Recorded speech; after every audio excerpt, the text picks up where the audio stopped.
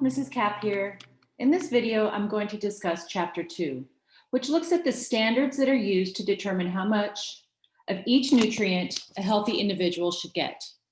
Note that this is for healthy individuals and not a person with a chronic illness or other health condition that may require a specialized meal plan. The DRI, or Dietary Reference Intake, includes a set of 5 lists to include the RDA, the AI, the UL, the EAR, and the AMDR, each with its own purpose, and they are designed to maintain health and disease prevention. The two of most importance or interest for this class are the RDA and the AMDR. The RDA, or Recommended Dietary Allowance, takes into consideration the needs for the majority of our population of healthy people and is divided by life cycle and gender. For example, there are specific amounts for babies from birth to 5 months, 5 months to a year, ages 1 to 3, 4 to 8, 9 to 13, adulthood, then after the age of 51. The amounts will change for some of the nutrients.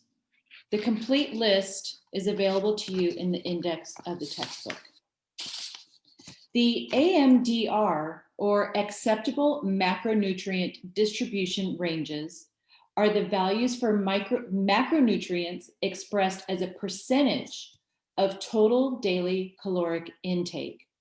Let me show you with this pie chart. There are ranges for each nutrient.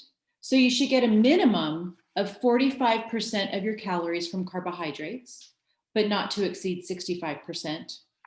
Fat should be a minimum of 20%, and protein should be a minimum of 10%. Next, I'm going to talk about choosing nutrient-dense foods. The foods that are best for our health and well-being are whole foods or unprocessed foods.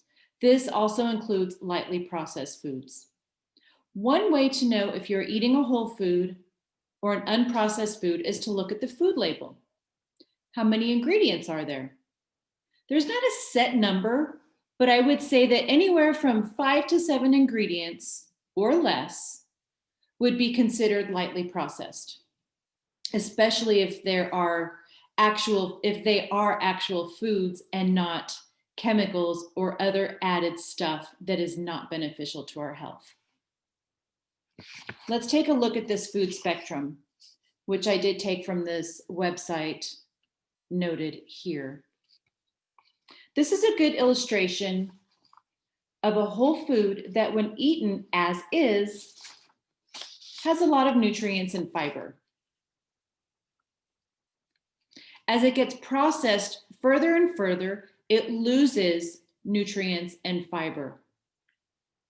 This last example here is a fruit snack, but is there really any fruit in it?